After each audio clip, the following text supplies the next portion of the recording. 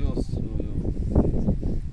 भूपेन्द्र यादवको नामै त्यतिचोटि जसो पायो हरण अनि यो घन्टी त अहिले पार्टी बनि पनि सकेको छैन।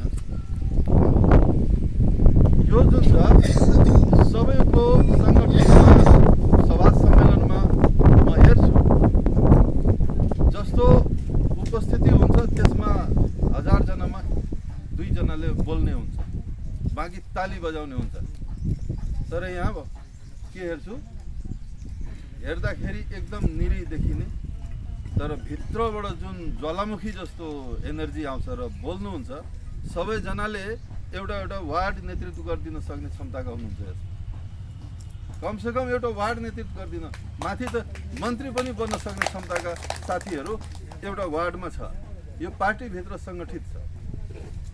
उहाँहरूलाई जिम्मेवारी दियो भने उहाँहरूले देश चलाइदिन सक्ने क्षमताको यो राप्रपा पार्टीभित्र अनेक चाहिँ हजारौँको सङ्ख्यामा छ।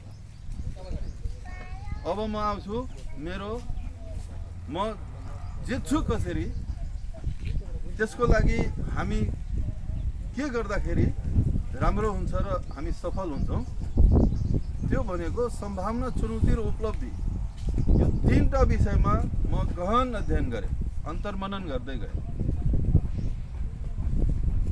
सबभन्दा पहिला एकजना